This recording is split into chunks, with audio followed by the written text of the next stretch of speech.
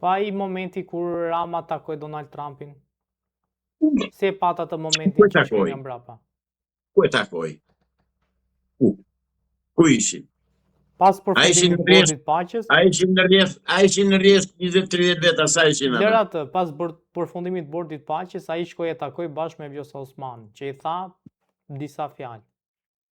Po, dhe ati Edi Ramës nuk ka vari fare, Vjosa Osmanit e pritje, përqafoj, e uroj, dhe i tha, po që se do kesh një problem nga Serbia, do marrë direkt telefonit, tha. Me këtë bërinoj bised? Jo. Tove, këtë thojë në shqiptarve, si që atë mund tani. Ose talta për gënjështroj. Gjëra do t'i themi me emrin që kanë, se jemi para opinionit publik. Dhe qytetarët kanë besim tek ne që na ndjekin. Dhe si që ke vënë re dhe unë ka vënë re, ke shumë lajke na populli, na qytetarët e ndershëm shqiptar, ke mira shikus që na ndjekin, dhe ne nuk mund t'i zgjinjejmë ata dhe t'u themi gjëra të paqen e t'u bëjmë qefin. Edhe t'i mbajmë me shpresë. Jo, Shqipëria është në buzë të varrit. Gjithmonë gjërat vërteta ju kemi thënë. Thjesht pyetjet e mia janë për të nxjerrë vërtetën gjithmonë. Shumë mirë, po dakord.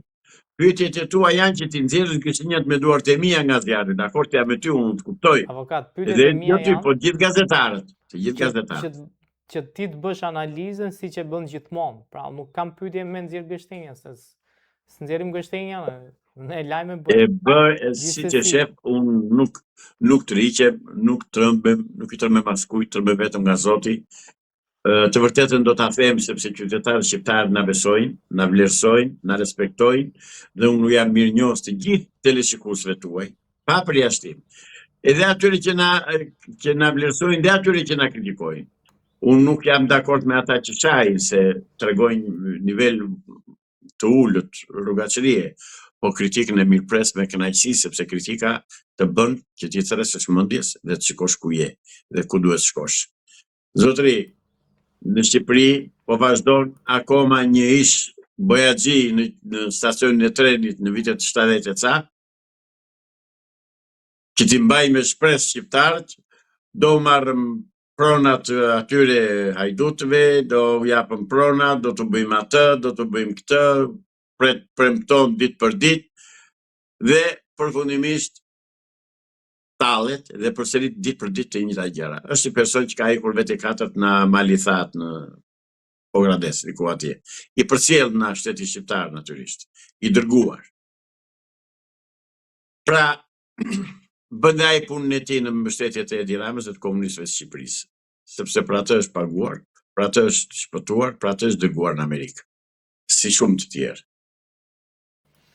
Avokat, po fjalimin që pati zoti Rama lidhur me ish komandantët e ushtrisë shqiptare të Kosovës, ishte një fjalim që e kishte të sinqertë si fjalim, apo ishte një lloj fjalimi për të rreshur vëmendjen e takimit, le të themi? Hipokrizia e atij njeriu është e njohur botërisht. Ai ishte hipokrit. Por nga ana tjetër është dhe mbështetës i Hashim Thaçit dhe i atyre të antarëve dhe krerëve të Partisë Demokratike të Kosovës, sepse Hashim Thaçi tani dalin gjërat atë fare qartë. Hashim Thaçi dhe partia e tij kanë bërë krimet e qytetarëve shqiptar në Kosovë.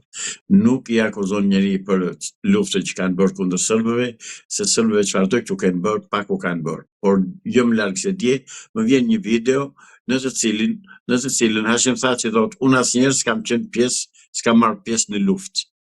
S'kam marrë pjesë në luftë.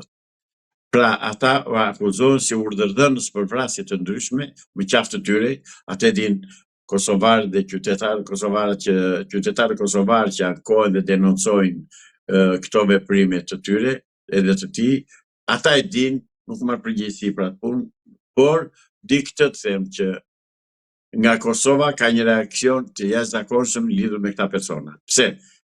U thirr në Hag dhe u lirua 2 herë u Burgos, 2 herë u lirua Ramush Haradinaj. U thirr dhe u lirua ai Fatmir Limaj. Por këta Hashim Thaçët me shokët diku që merr në mbrojtje apo jo, komunistë shqiptarë dhe spionët e tyre, brenda dhe jashtë Shqipërisë. Ata I marrin në mbrojtje këta, se këta kanë gjunahet të mëdha për të paguar. Isha në Kosovën te ai emisioni Koishia Show. Dhe atje I mësova shumë gjëra. Dhe pas dhe komentet e qytetarëve të Kosovës çfarë shkruajnë lidhje me atë emision. Se në fillim u vërsulën kundër meje, që kjo I thua ti, pak e kanë 24-25 vjet. Tani kanë thirrur mendjes dhe më thonë, po si pas ke pasur drejt zotëri. Dhe dalin ata që duhet të dilin. Sepse unë e kam pyetur qeverinë shqiptare. Kush e vrau ish ministrin e mbrojtjes ushtrisë Kosovës? Kush e vrau? Ahmet Krasniqin. U vran Tiranë dhe më vuri me shpatulla për muri në kuptimin filozofik ai bashkëbiseduesi ose kundërshtari politik që kisha në studio, dhe në debat, se jo kundërshtar. Kur më tha na e vrat ju, tha Ahmet Krasniqi, tha e vrat ju në Tiranë, tha gjejni ju kush e ka vrarë. Ai u vran mes Tiranës, shteti funksionon, në luftë si jemi, në paqe të vrarë, në ditën për diella, natën për nuk e di kur e kanë vrarë, po e vranë në derë të shtëpisë, që I PDK-s, që I LDK-s ai zotëri, nuk që I partisë së Thaçit. Dhe e vrarë dhe rreth 120 veta të LDK-s nga shokët e Thaçit. Pra, Edi Rama s'bën gjë tjetër veç se mbron kriminalët që kanë bërë krime lufte të qytetarët e thjeshtë Kosovës. Nuk u thot njeri për serbët. Serbët miro kanë bërë. Serbët janë pushues dhe dominon atë që takonte. Ama për të pastruar rrugën e tyre për në pushtet, aty ndalim zotëri. Bën më tiks, presje për presje, pik për pik, ato që bën komunistët e në verin në 45-ën, 44-ën edhe 43-ën, 44-ën, me që shkelën tratuan marrëveshjen e Mukjes dhe morën pushtetin duke eliminuar kundërshtarët politik sipas mbledhjes së dakordësisë që bën në konferencën e Mukjes. Po kjo gjë është bërë edhe në Kosovë. Avokat, besoni që këto krime që ju I thoni që janë bërë nga partia e Thaçit? Jo, nuk I them unë, I thonë Kosovë. Ndiqni mjetet ato mediat e Kosovës dhe shikoni atje. Që janë bërë në mes Tiranës. A besoni që mund të zbardhin si vrasje? Ore vrasje që dihen. Është zbardhur ajo, tjetër punë që nuk dënohen vrasësit sepse janë në pushtet. Dihet. S'ka gjë të re.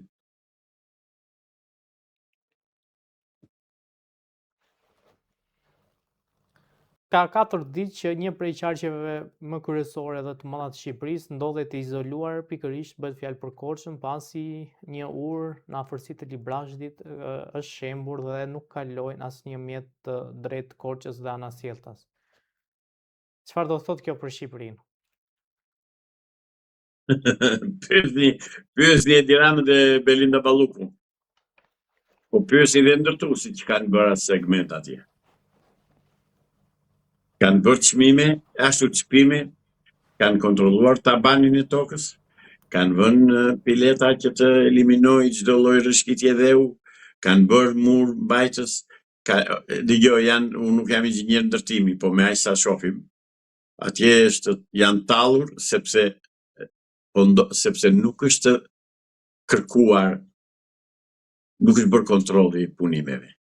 Dhe kontroll të punimesh nuk mund të bëhet kur ai nga 100.000 euro që do marrë për një segment rrugë, bie fjala po them një shifër të parafët, atje I japën vetëm 30 apo 20 dhe pjesën tjetër e merr Belinda me Edi Ramën. Atëherë që ndodh me 30 apo me 20% të vlerës apo 30% të vlerës që I japin atij, ç'a do bëj ai? Ç'a do bëj? Cili do që të jetë? Por zgjidhet para kollaj, duke thirrur personin që ka marrë tenderin të merret në etusi dhe t'i kërkohet llogarisë, t'i thuhet zotëri sa lek ke marrë dhe sa ke prishur e kuj ke prishur.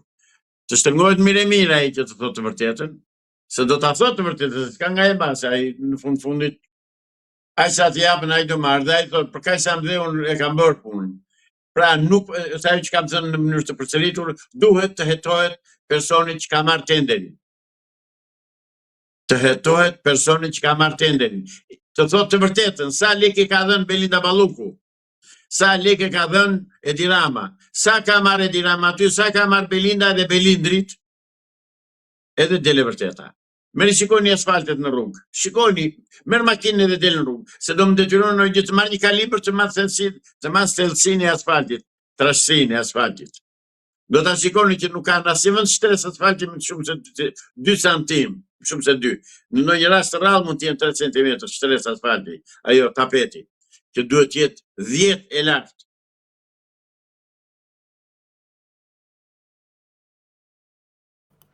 Zoti Islami, nëse po themi këto rrugë nuk janë bërë siç duhet, pse nuk fillojnë hetime edhe ndaj atyre që i kanë ndërtuar këto rrugë? Po ti më kthesh tani unë këtë të thash deri tani. Duhet filluar thash hetimet ndaj personave që kanë ndërtuar rrugët, të cilët të tregojnë të vërtetën sa leku janë dhënë, sa ka qenë tenderi, sa u janë dhënë këtyre dhe sa janë përdorur në interes ai do marrë fitimin e tij, se ndalon fitimin e tij. Kështu që ka ta ndiset kokoshin një tel. Doni të mësoni të vërtetën më pse nuk fillojnë këto hetime? Pse nuk fillojnë këto hetime? Këshillo të bëjnë hetime. A thash se ishte Edi Rama prokuror, gjykatës, polic, deputet, ministër, kryeministër, president. A thash se ishte Edi Rama. Ore, është ai kriminali kryesor i ekonomisë dhe i situatës në Shqipëri. Është ai që i përzë shqiptarët të kinja shtetit. Është ai që mbështetet nga ai Bojaxhiu i ish stacionit trenit të Elbasanit, që del ditë për ditë dhe thot do të zbarri se do të bëj dhe në fund fare i merr të keqen. Është Edi Rama. Ka mbështetje Edi Rama. Nuk është ashtu si mendoni ju. Nga kush ka mbështetje avokat? Se Amerika se mbështet, BE se mbështet, kush që nga ata që jep Këtë si do të ta mbështesin? Dalin bëjnë deklarata? Jo, zotëri. E mbështesin atë ku duhet, si thonë gjë. U bën zgjedhje të mira, thonë, kishin ca probleme, po ishin të pranueshme. Kemi 80 vjet që nuk votojmë në shqiptar, po emërohen deputet.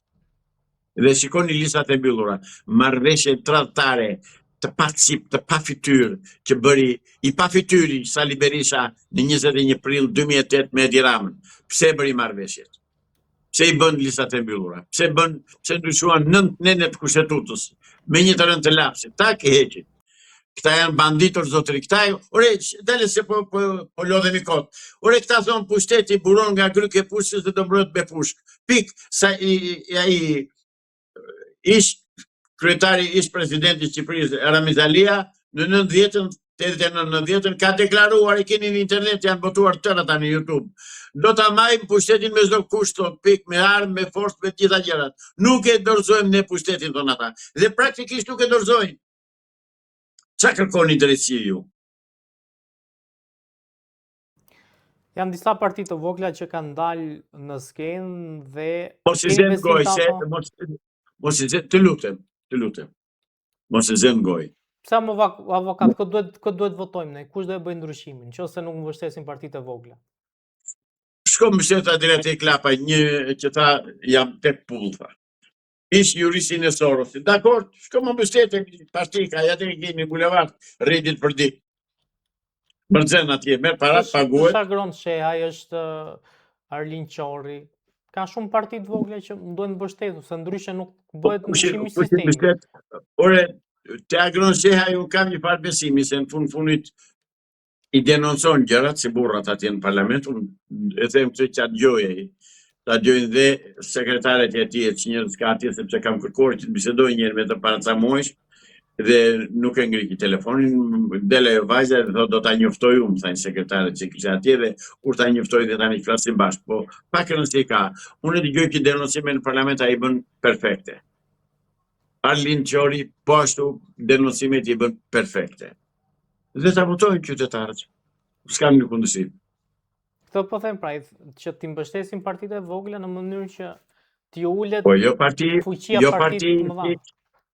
Jo parti si ky që ishte, po këta mund tezet e hallat e dashnoret e çfarë zvon në listë e deputetëve partitë e vogla. Se mos mi përmend tani se lanë na. Vën në listat e deputetëve partit për parlament, emrat e dashnoreve edhe të po lemra tani mos i përzemëndni mos ose janë një turp.